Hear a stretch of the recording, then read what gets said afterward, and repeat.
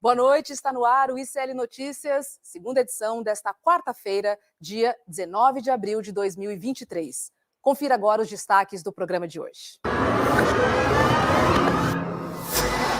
General-chefe do GSI pede demissão depois de vazamento do vídeo em que aparece no Planalto no dia 8 de janeiro. Quem conta é Heloísa Vilela. Alerta ligado. Pesquisa mostra que cai a popularidade do presidente Lula. Polícia lança operação contra a violência nas escolas. Helder Maldonado comenta. E mais, o mercado financeiro com Débora Maganha. E tem ainda a análise do advogado Floriano Azevedo e a opinião de Chico Sá, César Calejon e Guga Noblar sobre os principais temas do dia. Esse exército não é mais o exército de Bolsonaro.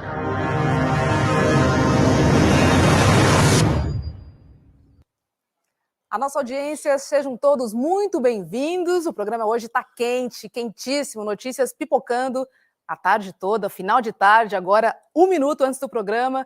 Boa noite, César Calejon.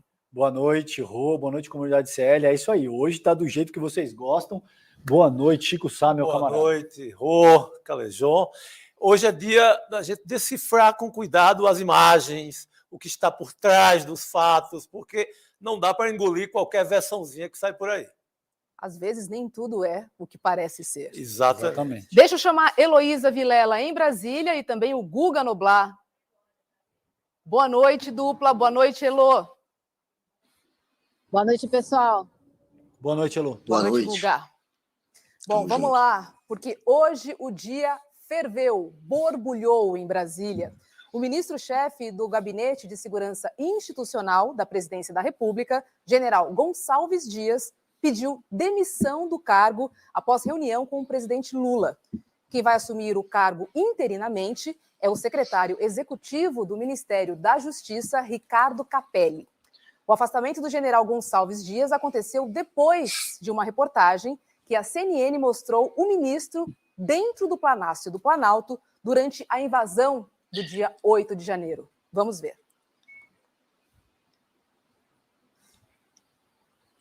Quando os manifestantes tinham rompido o bloqueio da Polícia Militar na altura do Ministério da Justiça, né? E aí aquela turba desceu e praticamente invadiu o palácio. A maior parte do pessoal que invadiu o palácio subiu pela rampa. Como o palácio, nos seus 360 graus, ele é composto por vidro, as pessoas não entraram pelas portas, as pessoas quebraram o vidro. Esse vidro ele tem 12 milímetros, extremamente vulnerável. Eu entrei no palácio depois que o palácio foi invadido e estava retirando as pessoas do 3º piso e do 4º piso para que houvesse a prisão no 2º. Essa foi uma entrevista do general G. Dias para a Globo News explicando o que aconteceu. Podemos mostrar agora as imagens que justificaram esta fala do Gonçalves Dias? Vamos lá, Calejon, bota aqui na tela para a gente, por favor. Essas são as imagens, então, que a gente tem, que rodaram aí, que a CNN deu com exclusividade e que demonstram, a gente separou especificamente esse trecho, gente, porque isso me pareceu muito sintomático, a gente discutiu muito aqui com o time ICL Notícias 2, e veja, o que é extremamente curioso é que ao longo do dia a CNN contou uma determinada história, tá? O que essas imagens demonstram, esse é o G. Dias, vocês veem, ele verifica se uma porta está aberta, ele está circulando ali, enquanto tem os golpistas circulando no andar. O que é extremamente alarmante é que você tem algumas pessoas que estão com os rostos borrados, que não podem ser identificados. Nessa imagem, ao que tudo indica, esse senhor que cumprimenta uma golpista, vocês veem nessa imagem, ele tem o rosto borrado, ele abre a porta do que a gente não sabe identificar, se é uma escada, se é uma sala, ele está efetivamente interagindo com os golpistas de forma mais deliberada, de forma mais incisiva. Nessas imagens aí, então teve uma pessoa que passou por ele ali de uma forma um pouco mais truculenta, essa outra pessoa pega esse objeto. Aí, ó, e é isso que eu quero mostrar para você exatamente. Pausa aí, por favor. Isso demonstra, de forma muito categórica e muito gráfica, que ele está confraternizando com esses golpistas, o que, a meu ver, caracteriza um crime.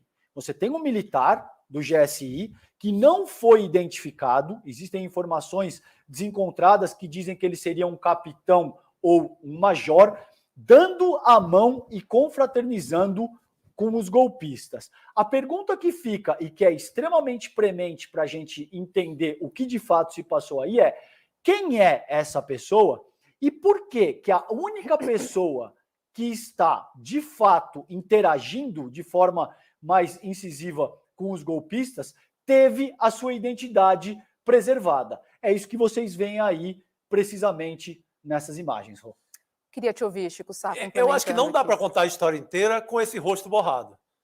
Isso é uma prerrogativa que se usa no jornalismo para uma criança na cena, que é proibido. O Estatuto do Menor proíbe do menor e do adolescente, proíbe que mostre foto de criança. Você, para contar uma história com essa delicadeza, você tem que mostrar o rosto desse personagem. Senão a história já fica no meio do caminho, já fica pela metade e aumenta-se a suspeita de quem esse rapaz é aliado, seja que patente ele tenha. Então, é muito importante, já que o Palácio Planalto vai apurar a história, que pode ter também CPI, esse é um grande personagem do momento. Será o cara que vazou o vídeo? O que é que se passou na história? Você tem, no vídeo, o que é que você tem de fato? Você tem o Gonçalves Dias estava no Palácio do Planalto. O Gonçalves Dias. Gonçalves Dias colaborou com os golpistas? O vídeo não responde. Não fica claro. Em momento algum. Não, em momento algum. Não demonstra, né? Não demonstra. O que bate, óbvio, com a fala do general hoje na Globo News, que, em vez de colaborar, ele teria tirado ou aconselhado os golpistas a saírem do recinto. Então, a imagem dele, o general estava lá. O general colaborou com os golpistas? Não tem nada nessa fita que prove isso. Ou seja, a única pessoa que aparece, Rô, efetivamente confraternizando com os golpistas, não está identificado. Água, né? A pessoa que entrega água, a pessoa que dá a mão nessas imagens que a gente tem aí, essa pessoa não foi identificada. Por quê? Agora, também cabe ponderar aqui que quem quer que manipulou essas imagens dessa forma se torna artífice do processo. Porque você está querendo contar uma determinada história de uma forma muito específica, de um ângulo muito específico, que, ao que tudo indica, pelo menos o que essas imagens demonstram, não é o G. Dias colaborando com golpistas de nenhuma maneira. Você tem essa pessoa de camisa branca, que, ao que tudo indica, é um major, é um militar, está confraternizando com esses golpistas e teve a sua identidade preservada. Ora, por que isso foi feito dessa maneira? Elô, já vou repercutir com você o que significa essa demissão do G. Dias, mas eu queria entender com o Guga. Você não estranhou ter tantos rostos borrados nessas imagens, Guga? Por que seria? Olha, esse que está de camiseta branca, segundo o Gonçalves Dias, é um major, e o próprio Gonçalves Dias está pedindo a punição dele. Está dizendo que, pelas imagens, está óbvio que essa pessoa colaborou com os invasores. E, segundo o Dias, eles fazem um corte malicioso, editam de uma maneira em que você sai dessas imagens do major que está colaborando para o Dias ali, segundo ele, tentando, na verdade, deter as pessoas. Mas esse corte acaba fazendo um efeito, produzindo um efeito de que ele estaria ali colaborando. Essa é a defesa dele e ele está partindo para o ataque contra esse major, pedindo algum tipo de punição para esse major. De fato, foi editado a imagem. O que há de se afirmar é que o Dias esteve ali. Esses que estão com o rosto borrado, esse principalmente, que é um major, segundo Dias, é óbvio que ele vai ter que ser ouvido nessa CPMI que agora será instalada. Agora até o governo é favorável e será instalada. Então, é claro que não adianta borrar o rosto dele, já que em breve o rosto dele estará exposto para todo o Brasil, não tem como evitar isso. E é estranho borrar o rosto logo daquele que de fato está colaborando com os invasores, que é um golpista, que é um criminoso, portanto, você está protegendo um criminoso flagrado ali. O Gonçalves Dias ficou muito insustentável a situação dele, porque, como disse o Chico, a imagem comprova que ele estava lá. E ele não tinha dito isso. Ele, inclusive, no dia da invasão, tem um momento que ele anda junto com políticos e com ministros pelos prédios destruídos e não conta que esteve ali horas antes. Ele sonegou essa informação.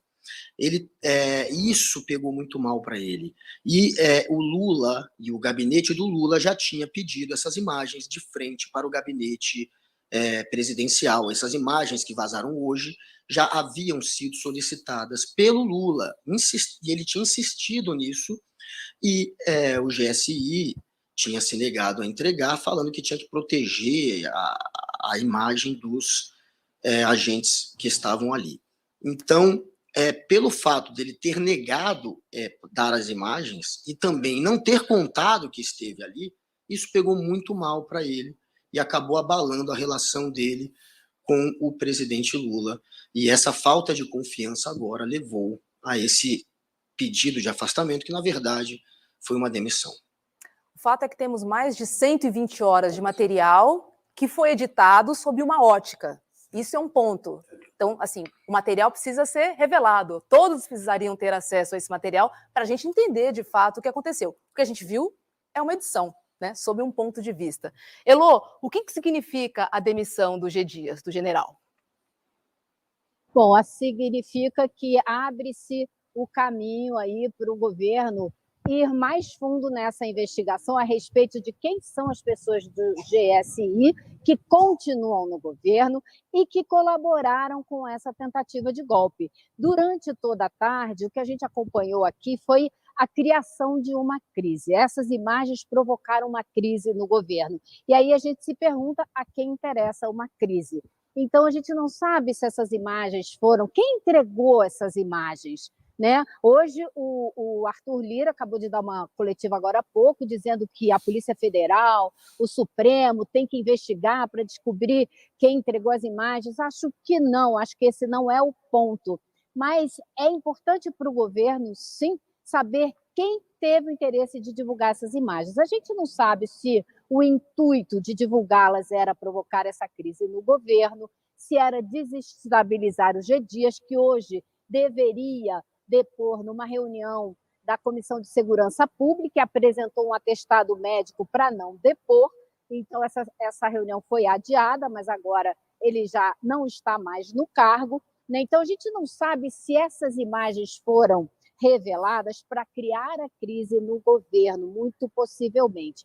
Por outro lado, depois que a tarde foi chegando ao fim e essa crise foi se desenrolando, também passei a pensar que ela abre uma oportunidade para o governo. As imagens agora estão aí. O governo, logo depois que tomou posse, logo depois dessa tentativa de golpe, dessa invasão dos 3 poderes, fez uma certa limpa, eliminou algumas pessoas que estavam dentro do governo, dentro desses órgãos, justamente para atrapalhar o governo.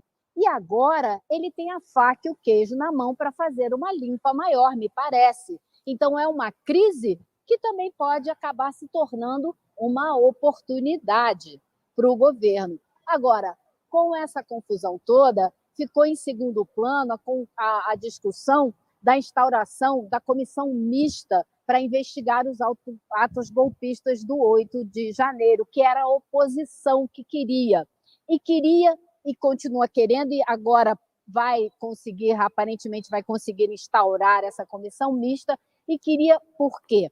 Bom, segundo fontes do setor de inteligência do governo, o único objetivo dessa comissão é atrapalhar o andamento das propostas do governo no Congresso, brecar o avanço da agenda do governo e, ao mesmo tempo, fazer o que a gente já tem visto os deputados da oposição, da extrema-direita, fazendo o tempo todo nas comissões, que é criar uma narrativa, tornar o governo responsável quando o governo foi vítima desses ataques e fazer lacração na internet, fazendo vídeos e divulgando. Esses são os dois únicos objetivos dessa comissão e, por isso, o governo tentou tanto impedir que ela fosse instaurada, mas as assinaturas já estão lá e parece que ela será instaurada, não vai ter muito como evitá-la.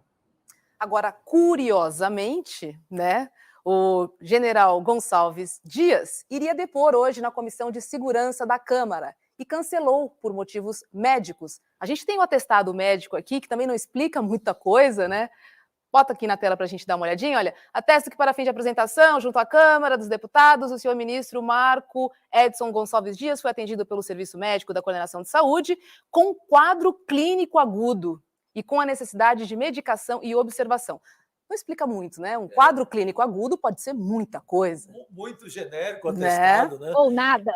Ou nada. Ou nada, né? Eu acho que era dentro já dos acontecimentos do dia, foi necessário esse atestado para o ajuste ali de contas e para a conversa. Mas concordo contigo, Elo, acho que é uma chance histórica que o governo retoma de ir mais fundo. Se até então era para...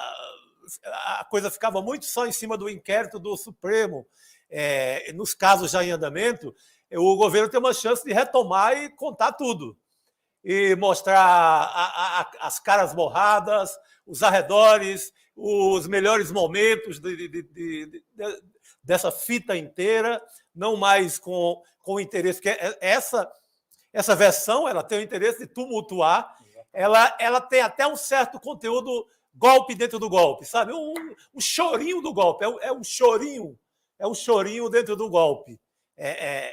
Acontece no dia do Exército, no dia do depoimento do Gonçalves Dias, é muito acertadinho, é um roteiro muito com cheirinho ainda do golpe do 8 de janeiro. Chance histórica do governo de passar limpo para valer tudo o que aconteceu. Agora, veja, também vale ressaltar, Rô, que isso não é jornalismo. Não é assim que se faz jornalismo. Isso não é jornalismo sério. A gente vem, ao longo da última década, de um quadro histórico no qual a gente tinha a infame Operação Lava Jato, que os resquícios da Lava Jato estão aí até hoje e remetem a táticas muito parecidas com isso. Você tem uma série de coisas que combinam a vazamento de informações, você tem figuras políticas lidando de uma forma absolutamente parcial e combinando coisas com veículos de imprensa, com figuras do judiciário, enfim, isso que está posto aí hoje tem, a meu ver, uma dinâmica muito análoga a esses processos, entende? Porque o G. Dias ia depor hoje, porque a oposição estava precisamente por isso que a Elo colocou com muita propriedade, querendo estabelecer essa CPMI, no sentido de travar a atividade parlamentar do governo federal. Então, tudo isso, eu particularmente não acredito que isso seja mera coincidência. E você tem um veículo de imprensa que está apresentando a história sobre um prisma muito específico. Então, veja, se a intenção aqui é fazer jornalismo, por que não mostrar as imagens de forma aberta?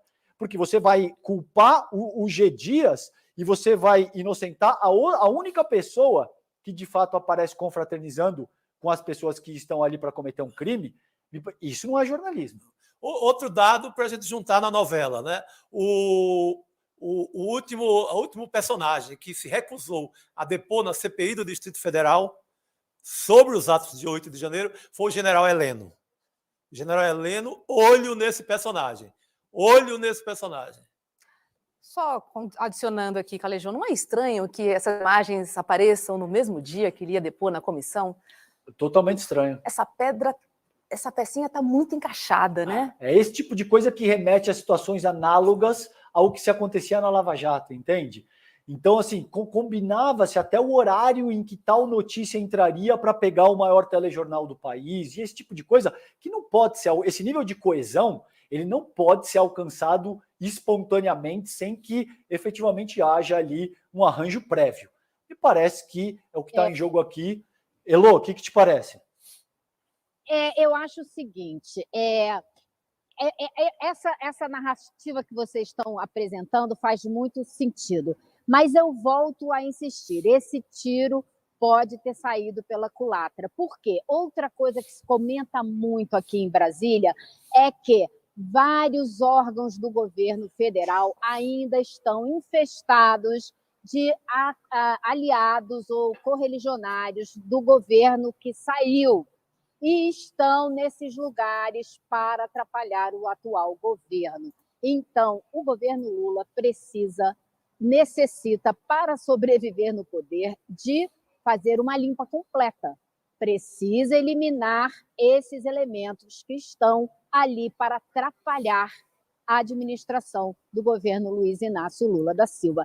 E essa pode ser uma boa oportunidade. No fim da tarde, a Secretaria de Comunicação do governo soltou uma nota que deixou muito clara essa intenção. Disse que esse governo, a violência terrorista alcançou um governo recém-empossado, com muitas equipes ainda remanescentes do governo anterior. Ou seja, os elementos estão lá, inclusive no GSI. E aí segue dizendo que as imagens do dia 8 estão em poder da Polícia Federal, que está investigando e prendendo suspeitos, e que teve autorização do Supremo para investigar e prender, inclusive militares. E termina dizendo: não haverá impunidade para os envolvidos dos atos criminosos de 8 de janeiro. Doa a quem doer, civil ou militar. Então, eu acho que esse vídeo pode ter tido uma intenção maldosa para atrapalhar o governo e criar uma crise. Porque toda crise como essa atrapalha. O governo tem muitas coisas para fazer que acaba não conseguindo fazer. Porém, o governo precisa se livrar de quem está trabalhando contra ele dentro das suas próprias trincheiras o quanto antes para seguir adiante. O Elô, e só um pequeno parênteses, Rô, antes de passar, não sei se você vai passar para o... Vou mostrar um VT, uma fala do Lula. Só um pequeno parênteses, é que esse material foi apresentado por uma pessoa que tem uma relação muito próxima de cobrir o próprio presidente da República. Então, acho que, não vou citar o nome dele aqui por uma questão de ética e uma questão enfim, não me interessa atacar o jornalista de uma forma, um colega de profissão de uma maneira direta, mas considerando que isso foi apresentado da forma que foi ao longo do dia, vale ressaltar que esse material foi obtido por alguém que é muito próximo à cobertura do Jair Bolsonaro, que já viajou com ele, já pegou voo com o ex-presidente da República. Isso é absolutamente pertinente para o que a gente está tratando nessa ocasião. Agora, olha só, em 12 de janeiro, Lula já tinha falado que sabia que as portas do Planalto tinham sido abertas. Roda aí para a gente rever. Quero dizer para vocês que eu ainda não conversei com as pessoas a respeito disso. Eu estou esperando a poeira baixar. Eu quero ver todas as fitas que foram gravadas dentro da Suprema Corte, dentro da Câmara, dentro do Palácio do Planalto. Teve muita gente conivente. É importante dizer, teve muita gente da Polícia Militar conivente. Teve muita gente das Forças Armadas aqui dentro conivente. Eu estou convencido que a porta do Palácio do Planalto foi aberta para que gente entrasse, porque não tem porta quebrada na porta de entrada, ou seja, significa que alguém facilitou a entrada deles aqui. E nós vamos, com muita calma, investigar e ver o que aconteceu de verdade. Essa é uma fala de janeiro, e essas imagens aparecem agora, dia 19 de abril. Será que Lula já tinha visto essas imagens nesta data? Ou ele sugere uma outra coisa, hein, Elô?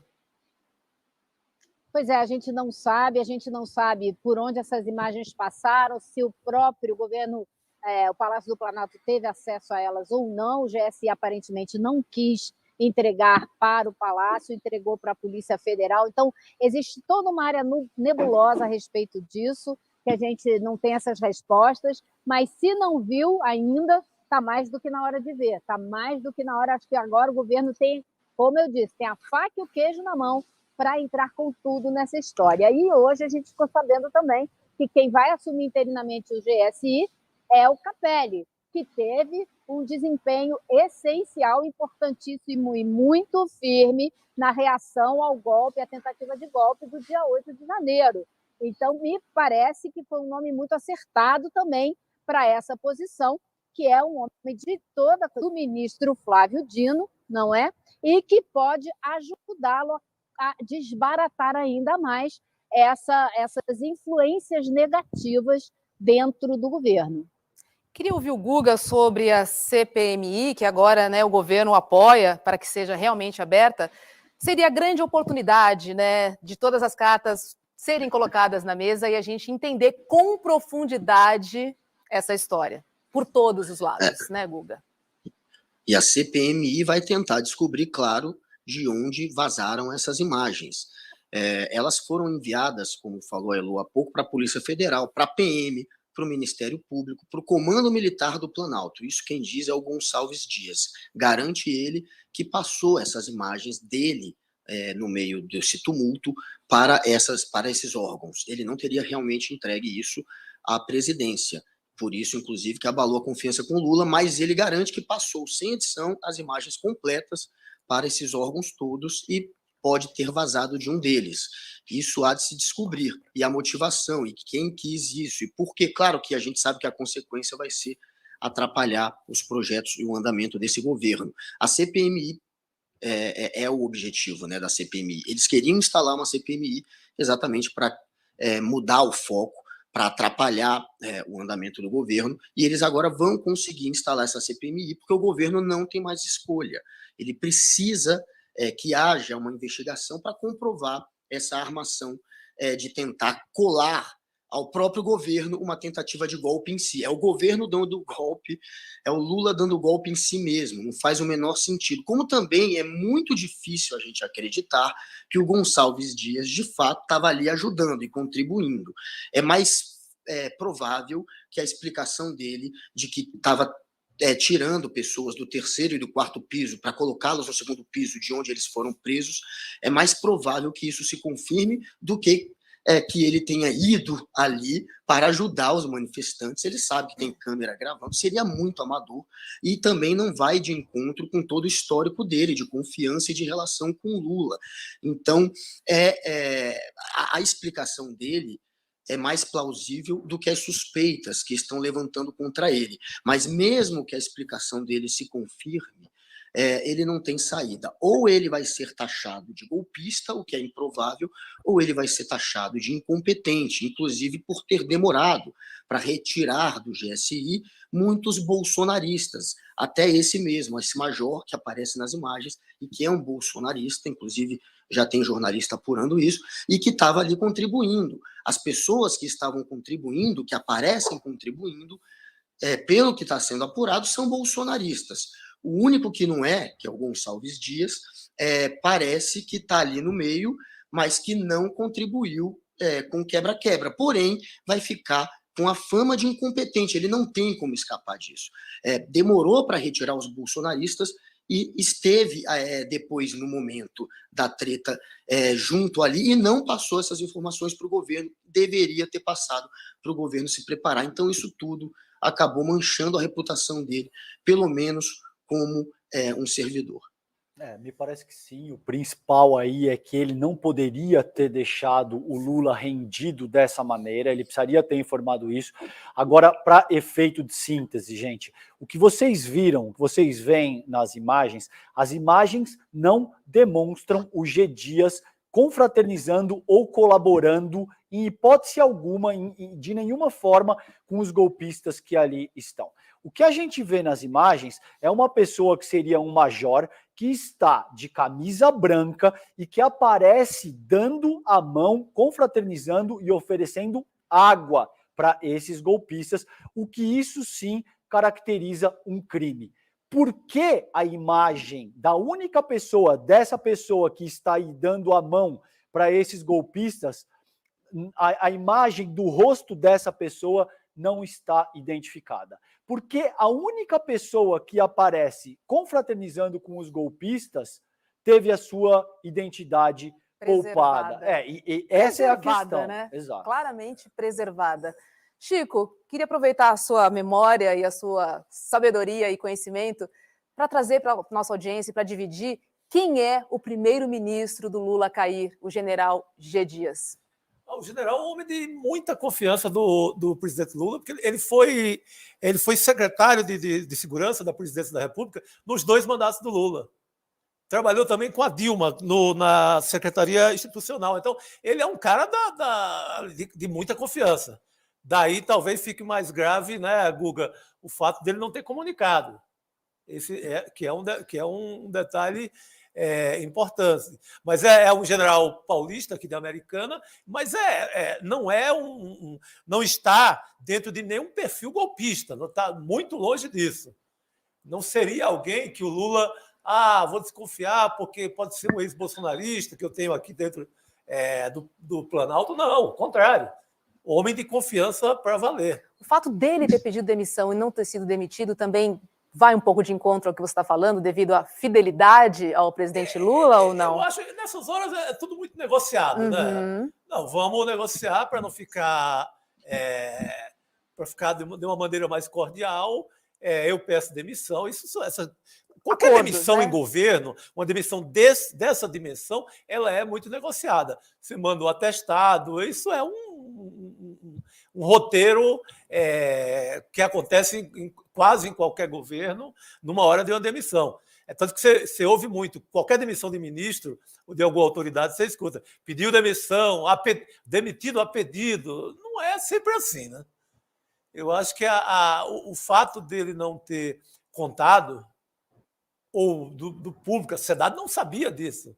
Embora ele tenha a favor dele, num processo, digamos, jurídico, alguma coisa mais séria, ele tenha a favor dele um baita de um álibi, uma defesa importante, que mandei todas as fitas para a Polícia Federal, para o STF, mandei tudo, estava lá.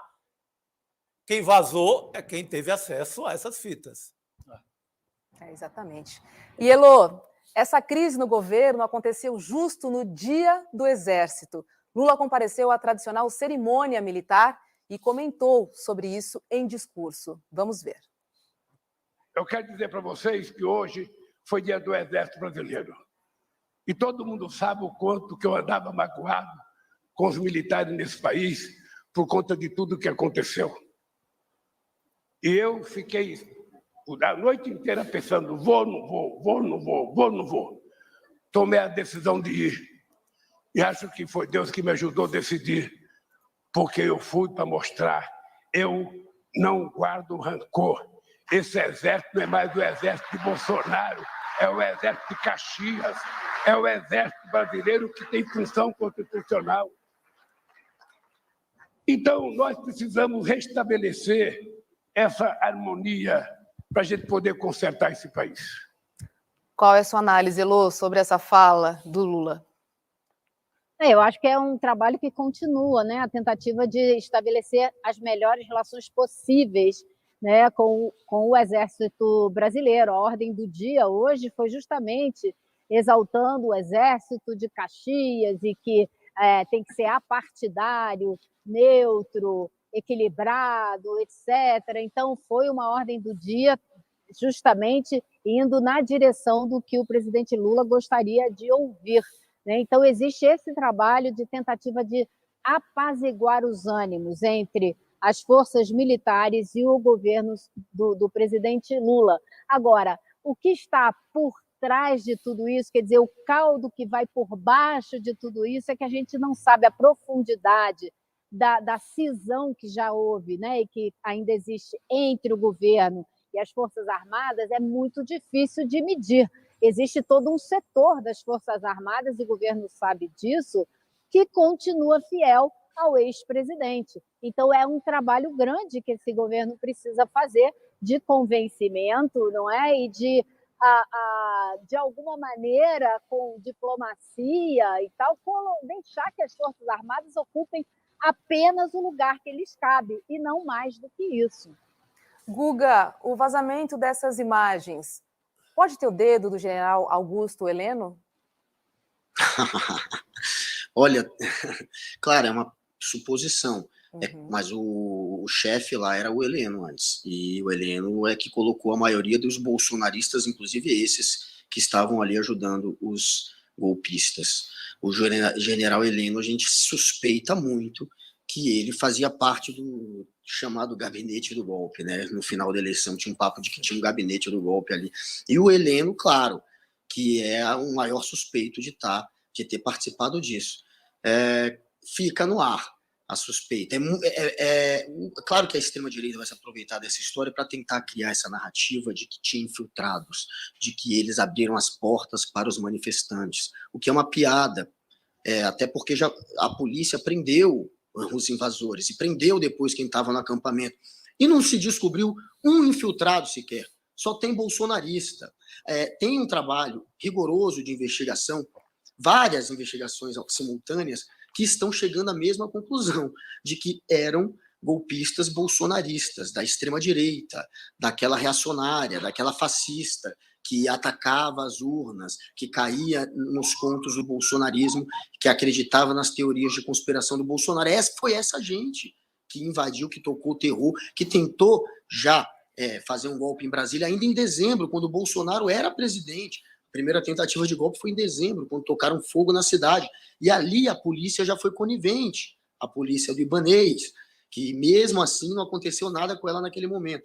Então, assim, não tem... essa CPMI, ela vai ser útil neste momento, porque, de fato, a extrema-direita vai conseguir criar essa narrativa da invasão, dos infiltrados a partir dessas imagens de hoje. Então, é necessário uma investigação, inclusive dos políticos, para enterrar essa cascata, porque é óbvio que isso é uma cascata.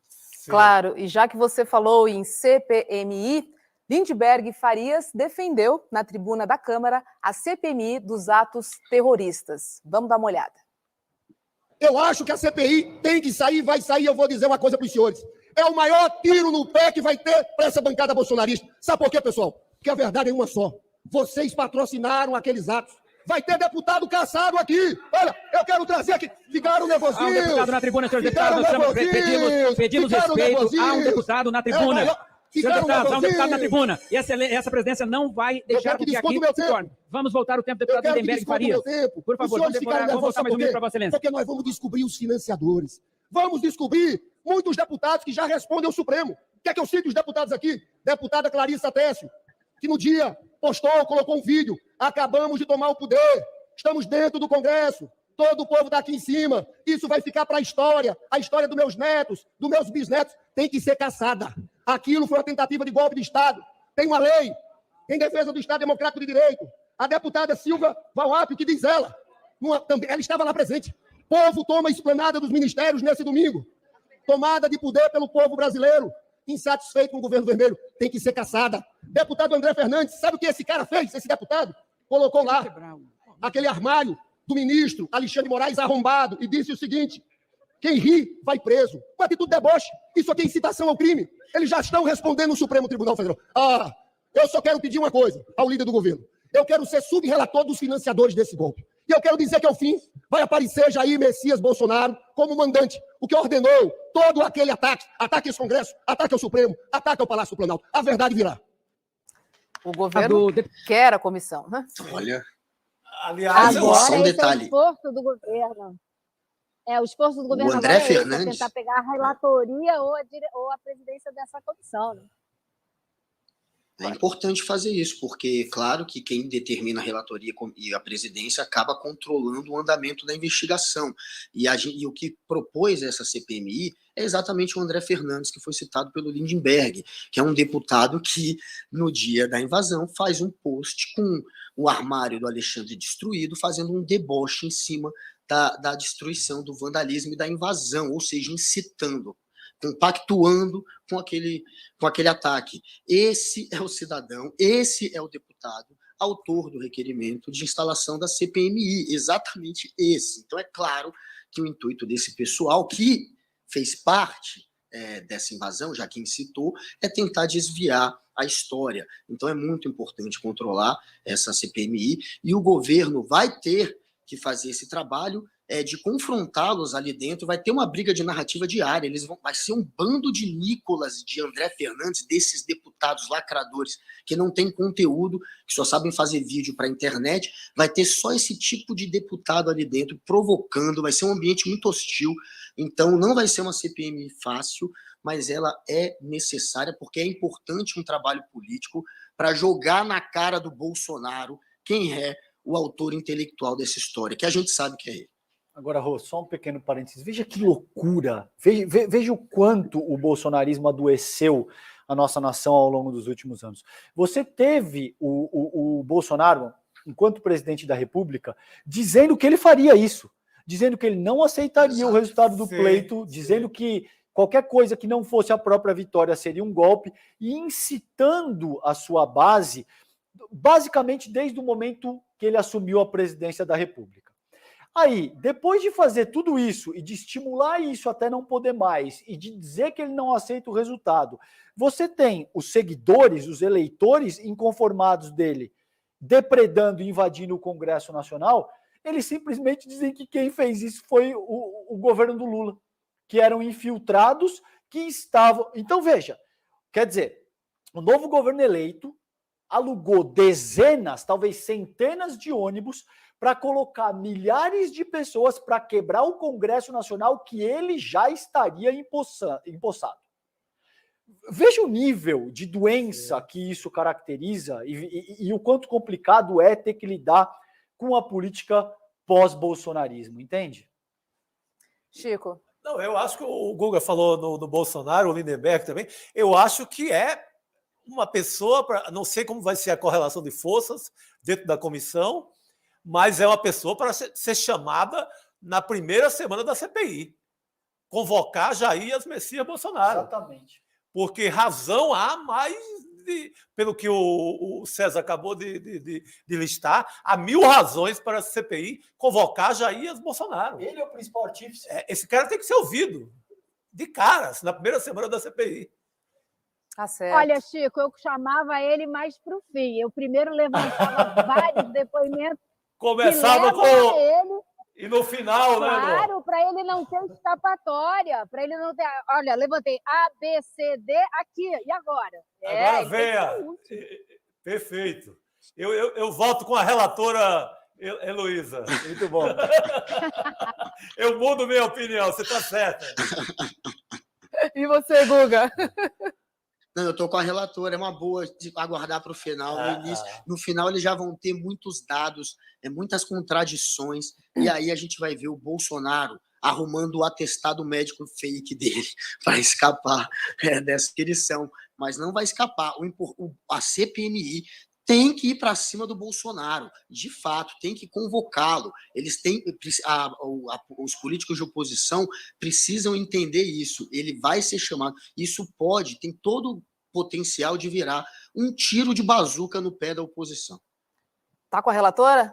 Totalmente. Acho que precisa reunir materialidade efetiva para, quando essa fase chegar, ele não ter escapatória. Agora, sabe o que eu acho, gente? Também tem o seguinte: talvez esse cálculo político do bolsonarismo passe pela seguinte dimensão.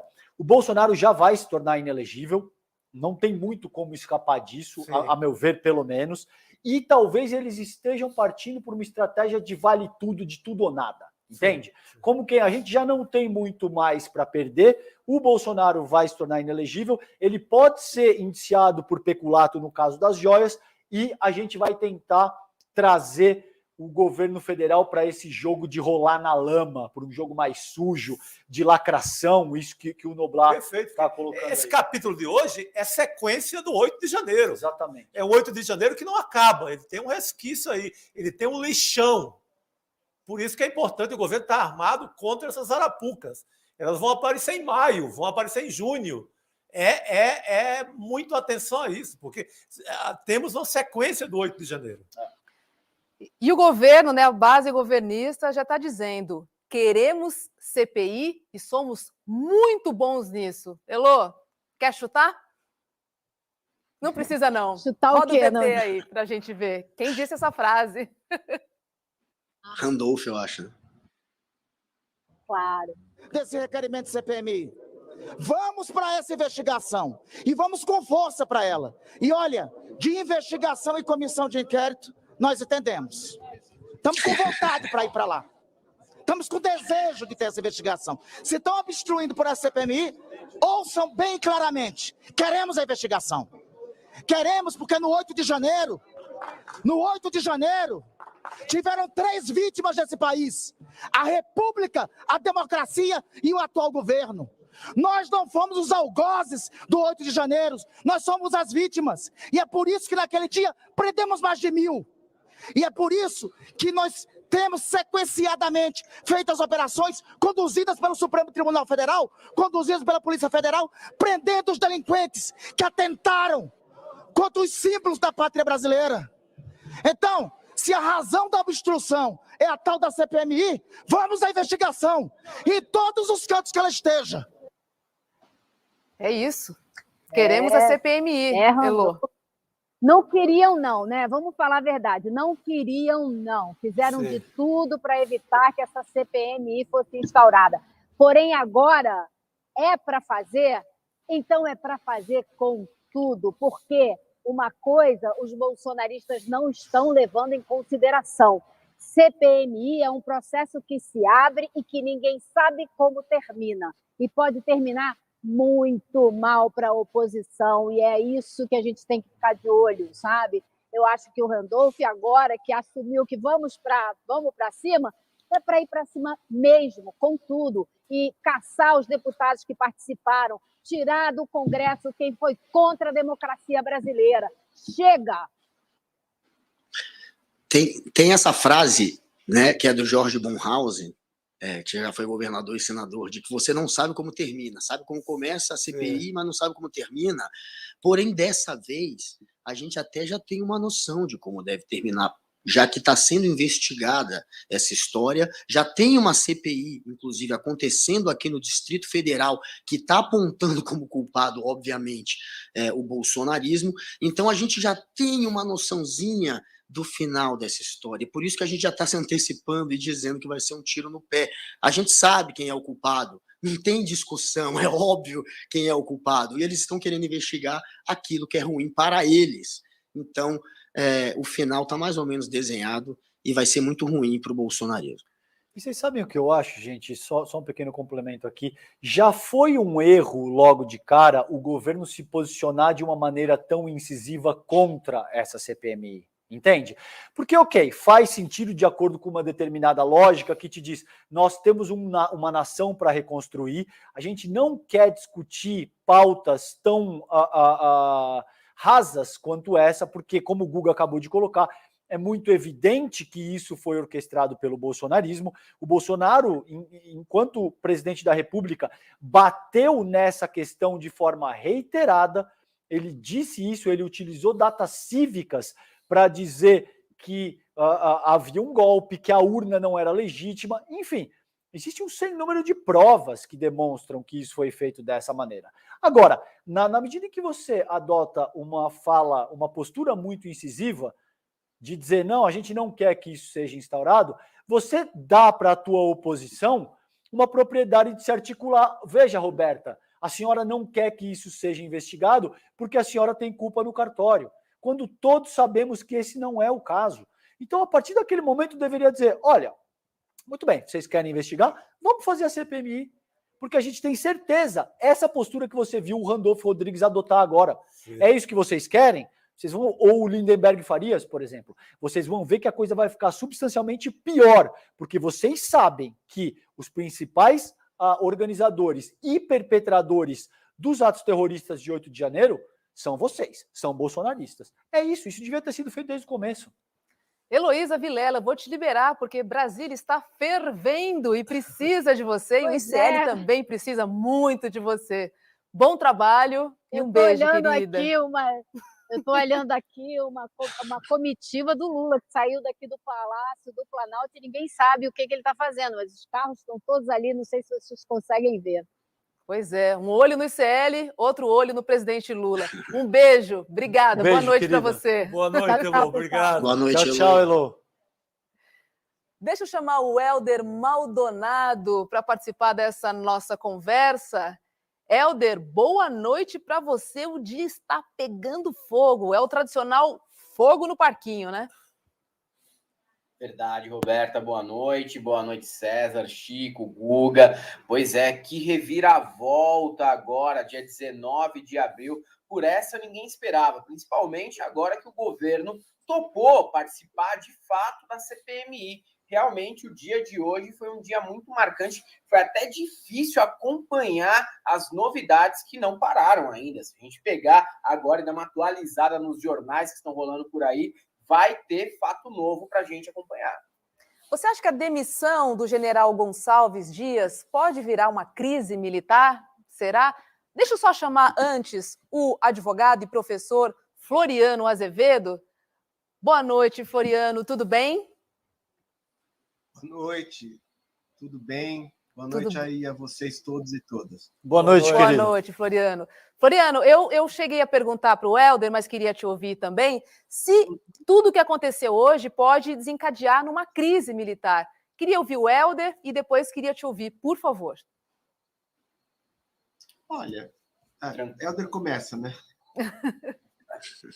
Ficou meio confuso. Sou eu que começo? Pode começar, Helder. Como você entrou primeiro, eu estou obedecendo a ordem. Não, tá bom, tudo bem, tranquilo.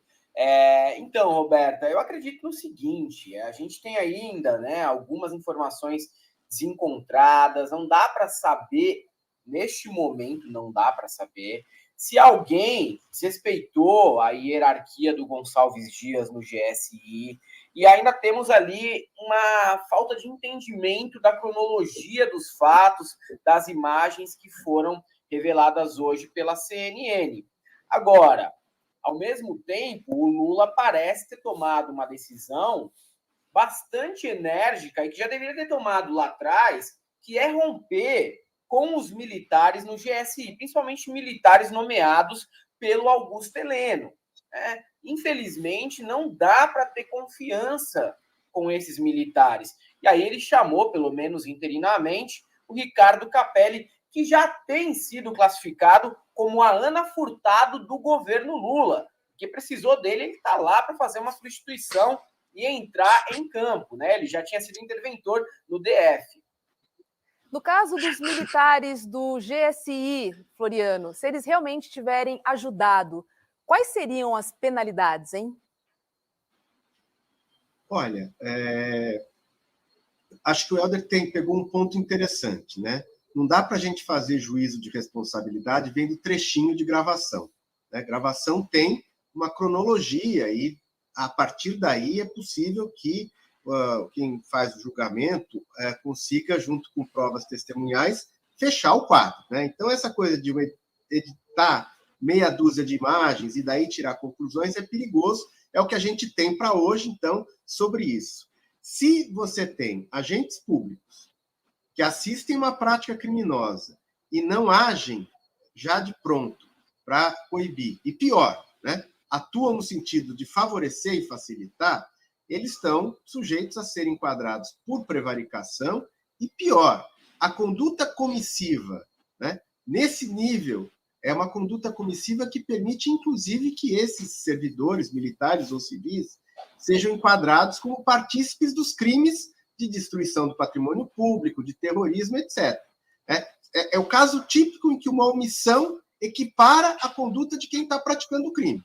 Né? Imagine você que tem um policial militar armado que vê uma outra pessoa tirar uma arma, uma faca e começar a esfaquear uma pessoa, né, que vai à morte, e esse policial só olha. Ele é copartícipe do homicídio. A mesma coisa vale para esses militares ou civis do GSI que ajudaram, favoreceram, confraternizaram ou se omitiram de tentar coibir as condutas. Se vocês notarem, Helder, há uma cena que foi vista de 2 ou 3 policiais fardados que tentam fazer uma contenção no começo do negócio. E os manifestantes fogem. Ou seja, eles estavam ali testando até onde eles podiam ir.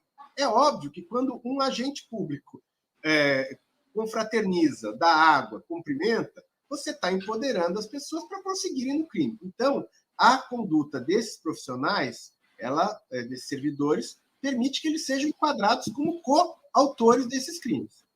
Perfeito. Agora, Floriano, a gente caminha, ao que tudo indica, pelo menos, para a instauração dessa CPMI, principalmente depois dos eventos de hoje. Eu queria entender contigo essa questão do sigilo das gravações, o vazamento e o quanto isso deve ser explorado na CPMI. E uma outra curiosidade bastante pessoal minha a gente viu uma emissora apresentando isso com uma narrativa específica. Isso deve ser objeto de escrutínio dessa CPMI e o quanto de responsabilidade as pessoas que apresentam essa narrativa podem ser imputadas. Como é que se avalia tudo isso? Olha, eu acho aqui que a gente tem uma CPI que vai ter muito mais uma função de explicitação das responsabilidades políticas do que propriamente a função jurídica da CPI. Como vocês sabem, a CPI ela tem, pela Constituição, poderes investigativos.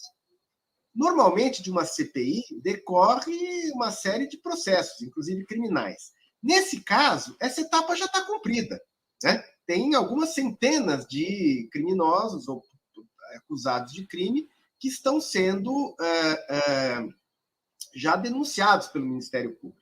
Então, eu acho difícil que essa investigação consiga ir muito além na questão da responsabilidade desses agentes terroristas, para além daquilo que já está sendo investigado pela Polícia Federal. Essas imagens estão em poder, imagino, da Polícia Federal. E o sigilo se justificava justamente para não permitir esse tipo de exploração, né? Foi decretado o sigilo para permitir que as investigações que estão sendo feitas pela Polícia Federal, enviadas à Procuradoria da República e sustentando denúncias ao Supremo, fossem atrapalhadas por esse tipo de narrativa. Agora, a responsabilidade da emissora é a responsabilidade jornalística de criar narrativas tais ou quais, né? Eu acho que aí a gente tem que, de certa forma, respeitar o sigilo da fonte de quem praticou esse desvelo, essa quebra de confidencialidade, e aí cada órgão de imprensa faz a sua narrativa e assume uma responsabilidade jornalística. Agora, que, inegavelmente, o vazamento dessas imagens cria fatos políticos e, até certo ponto, complica ou atrapalha as investigações céleres, rápidas e eficientes que estão sendo feitas, eu não tenho dúvida. Chico. O doutor Floreno, eu ia tocar exatamente nessa questão da utilidade desse vazamento para tumultuar um longo inquérito que acaba de iniciar praticamente a condenação de 100 pessoas, do lote de 1.200 pessoas, no meio de uma votação que está de 4-0 para essas pessoas se tornarem réus, e vem um vazamento com direito a rosto borrado. Não é muito tumulto criado de uma vez só, doutor Floriano? Nós estamos vivendo de tumulto em tumulto, Chico, já há algum tempo, né? Vocês falavam de crise militar. A crise militar está instituída desde que começou essa confrontação dos militares com o poder civil e todas essas questões. Eu acho que cria um tumulto, mas veja, Chico, pensando juridicamente, não politicamente, que vocês mataram a questão. É óbvio que isso tem efeitos no mundo político. Juridicamente, a participação de um agente leniente, favorecedor do GSI, ligado ao antigo governo, ligado ao atual governo, não muda a responsabilidade daquele indivíduo que estava lá e depredou. Se ele teve vida facilitada ou não, ele é criminoso do mesmo jeito, né? O que pode ser trazido, e as investigações tendem a levar a isso, é saber se, além de quem depredou, quebrou o relógio, outros favoreceram que aquele terrorista quebrasse o relógio, né? Então, a gente está acrescentando responsabilidades, mas eu não consigo ver, na minha experiência de advogado, como dizer que alguém abriu a porta retira a responsabilidade penal de um sujeito como esse que depredou, que é o que está sendo denunciado no Supremo, né? Que é objeto das denúncias da PGR. Esse sujeito que aparece na imagem aqui, ele depredou independente de quem tenha favorecido a entrada dele. Então, ele é um criminoso que vai ter que ser responsabilizado por isso.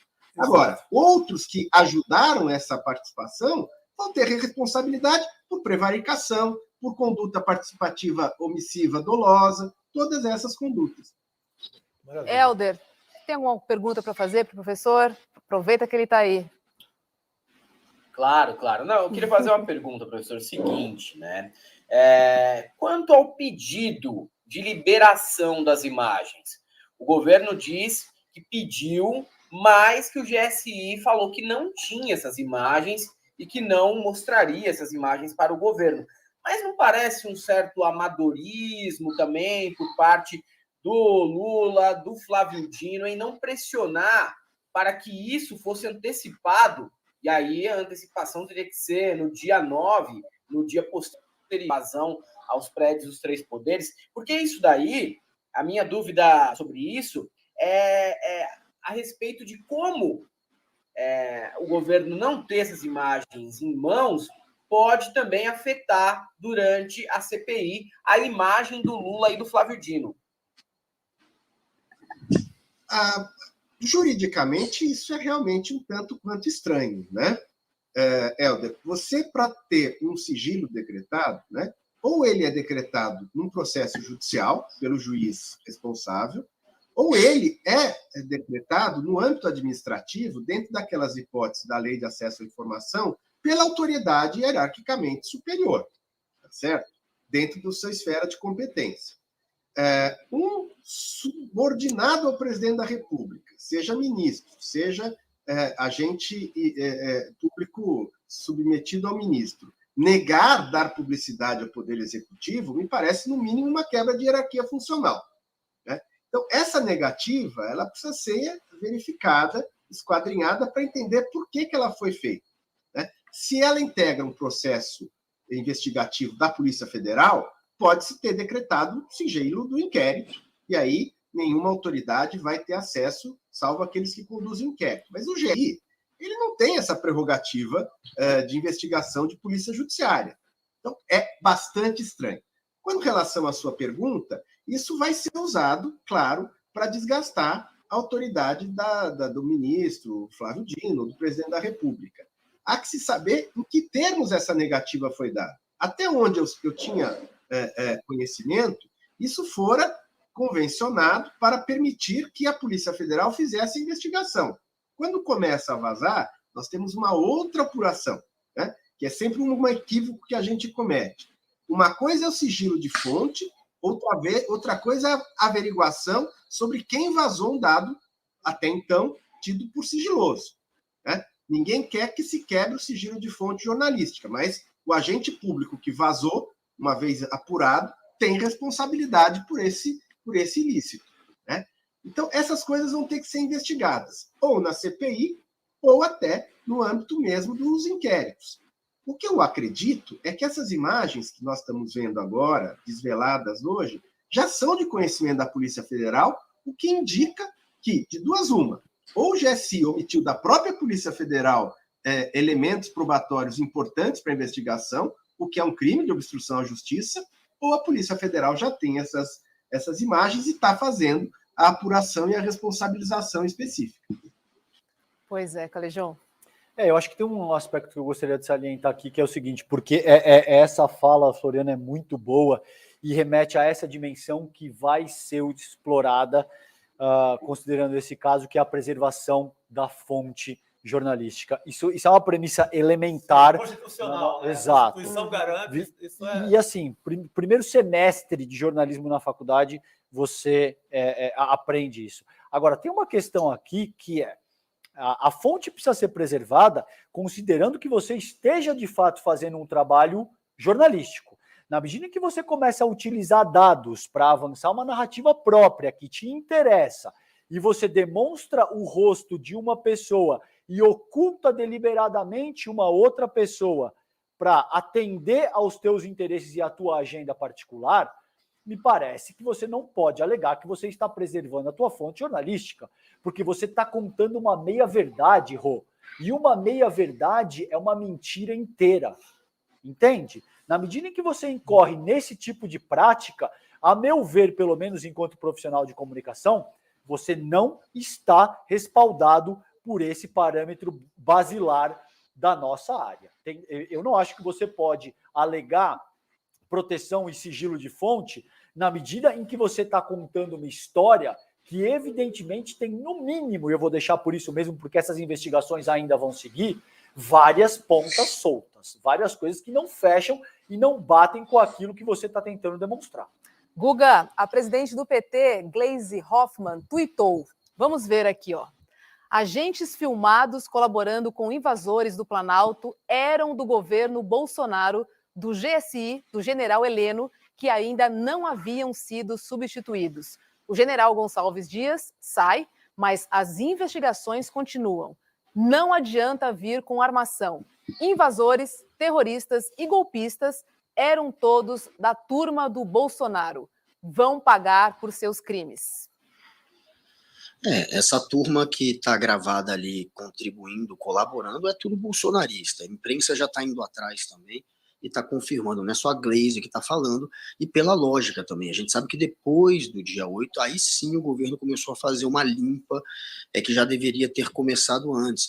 Então, esse, inclusive, é uma das cobranças que estão fazendo há Gonçalves Dias. Por que não fez essa mudança? Por que deixou os bolsonaristas? Agora você está sendo caindo numa história que foi criada por esse grupo que você não retirou, você, portanto, seria incompetente na visão de parte dos petistas, inclusive agora é essa.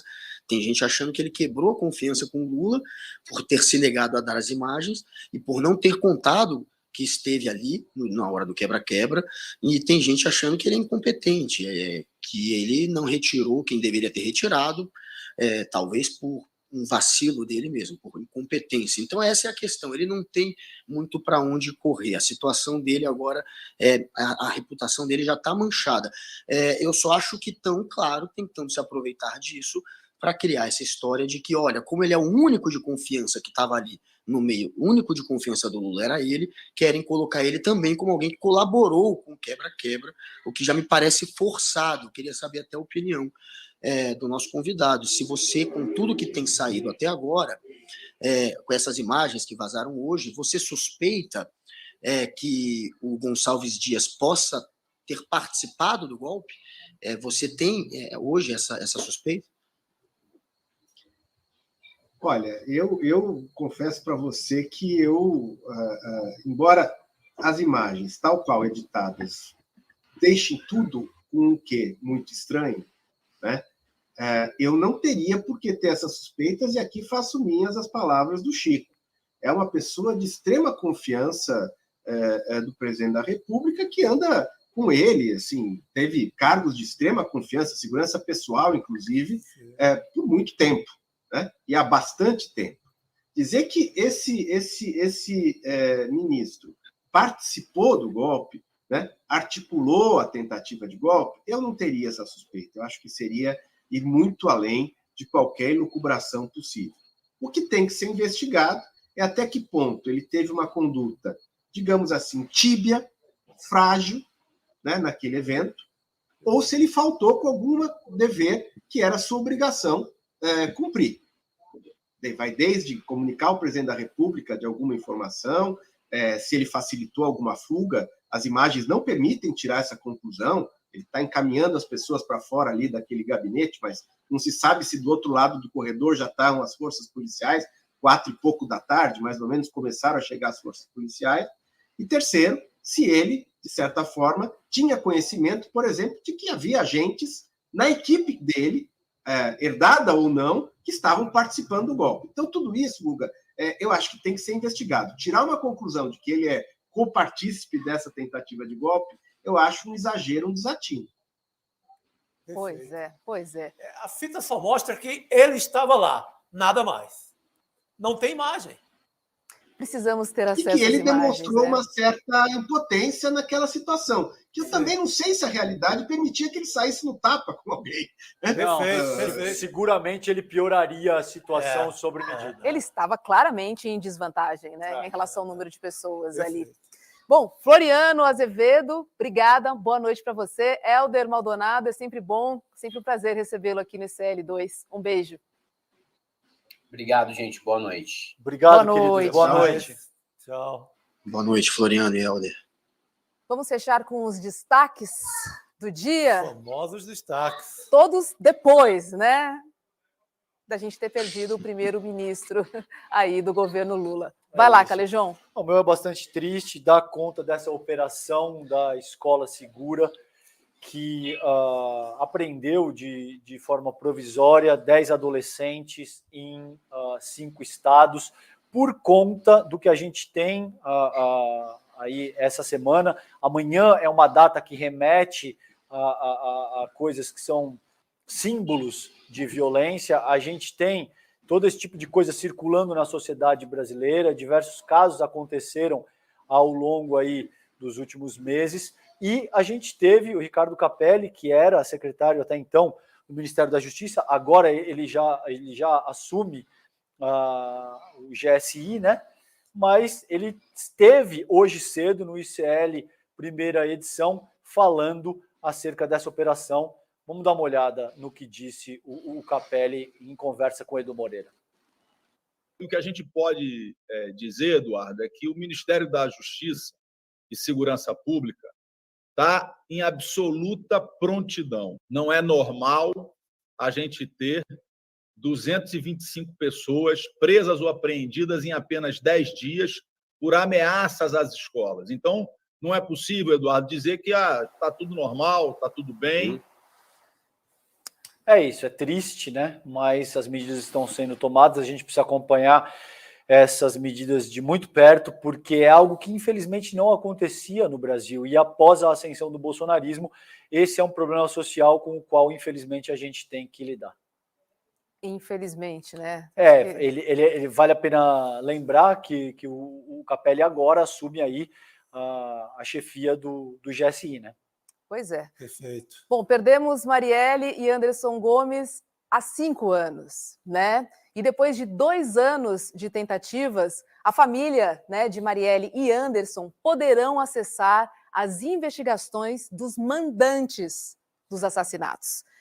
A 6ª turma do STJ aprovou por unanimidade o acesso ao inquérito. E aí eu trago aqui 2 pontos que eu acho que são importantes. Primeiro é a transparência nesse caso. Eu acho que quando a família tem acesso, ela pode verificar, né, com mais curacidade, de fato, a investigação. Claro.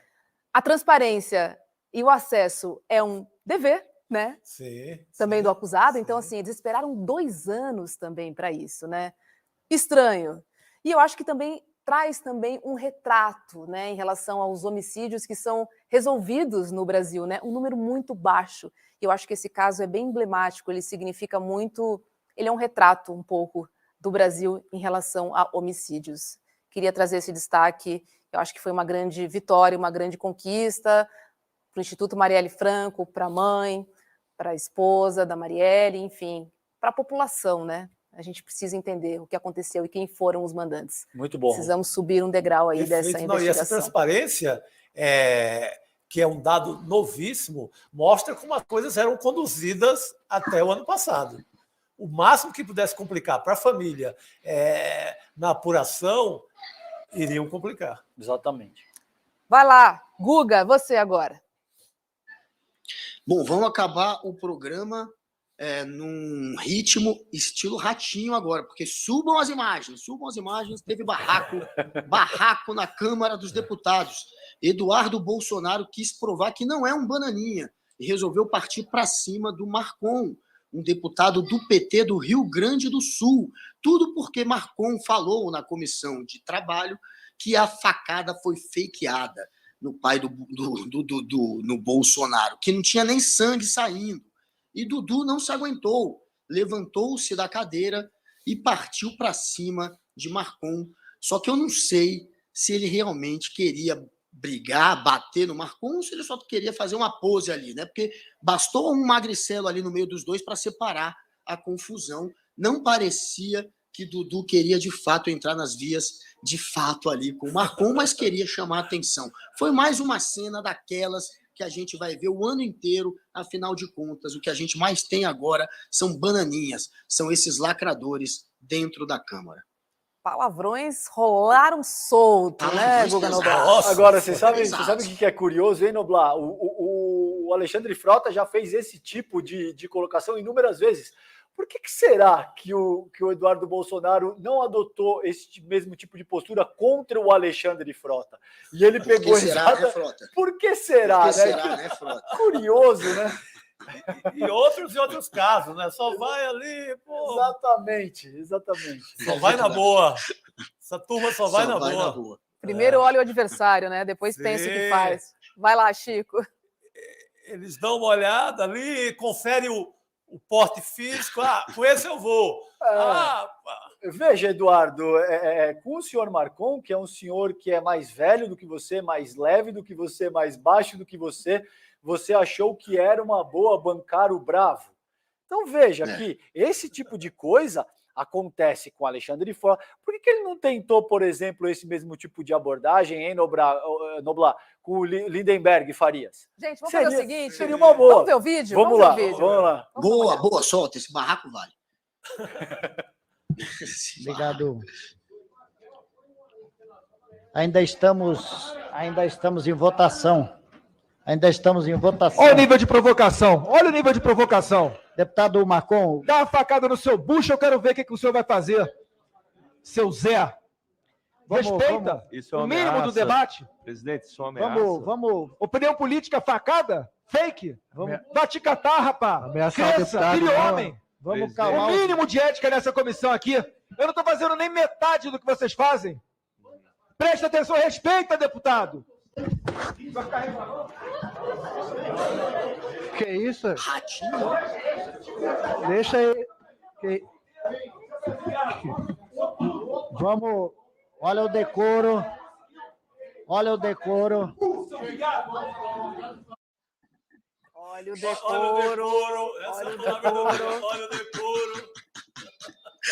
E ele fala em ética, né? Incrível, né? Em ética. Ele pedindo ética, ele vai pra cima e xinga a mãe do cara. Meu Deus do céu. É esse tipo de deputado que o contribuinte paulista paga, porque isso aí ele resolveu correr aqui para São Paulo para pegar voto dos paulistas e não dos cariocas, que é o lugar de residência, que é o domicílio dele da vida inteira. Ladeira abaixo. Vai lá, Chico Sá.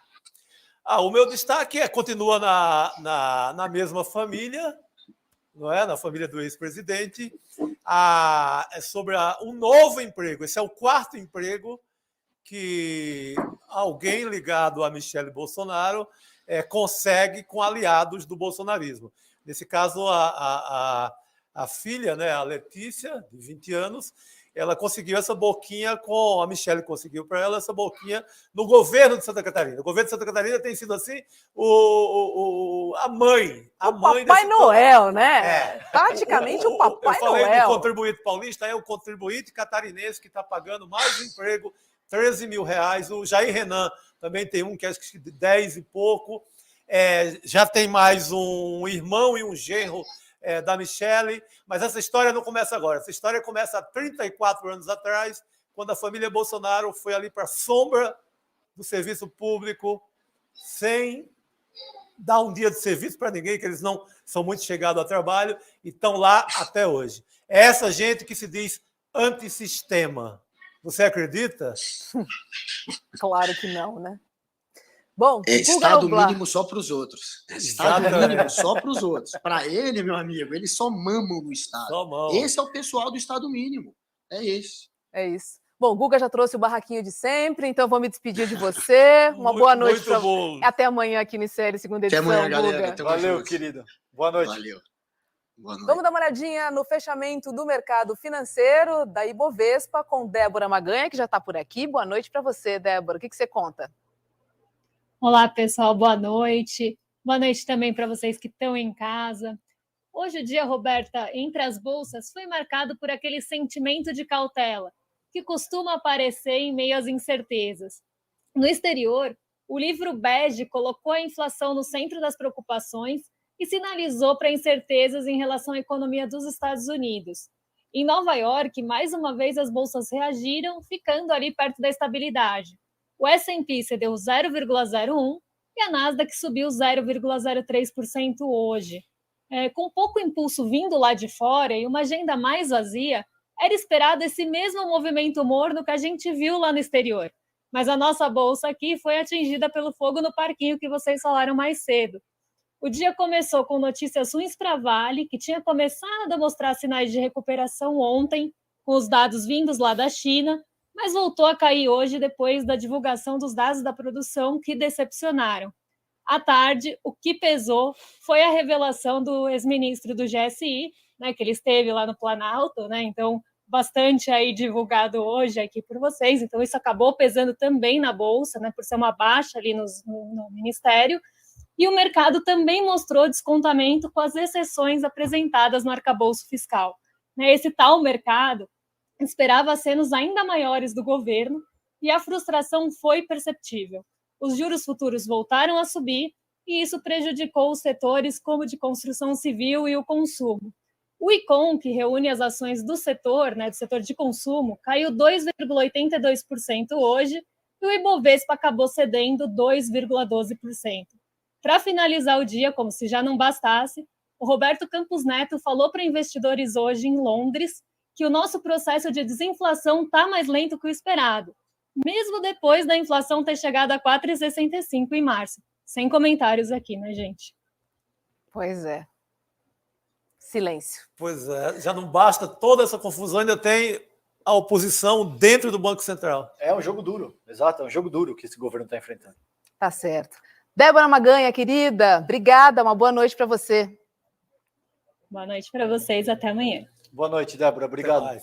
Vamos dar os recadinhos da programação do ICL, que começa às 7 da manhã com Desperta, chegando com Leandro Demore, das 7 às 8, e às 8 da manhã, coladinho no Desperta, tem ICL primeira edição com Chico Pinheiro. Olha que novidade boa. Atenção, audiência, amanhã de manhã, todo mundo dando aquela moral e dando aquela força para o Chico Pinheiro, que vai estar amanhã no ICL primeira edição. Lembrando que a Vivian está se recuperando, melhoras. Vivian, um beijo para você, hoje falei com ela. Está lá, se recuperando. Que bom, querida. Covid, para quem já teve com sintomas, sabe que não é brincadeira. É pesado. Vivian, querida, para cima. Vamos embora.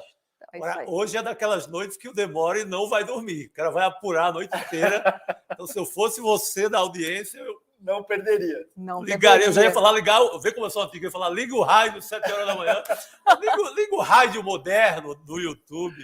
É isso. Tá certo. Depois, às 7 da noite até às 8, tem ICL segunda edição com essas feraças aqui.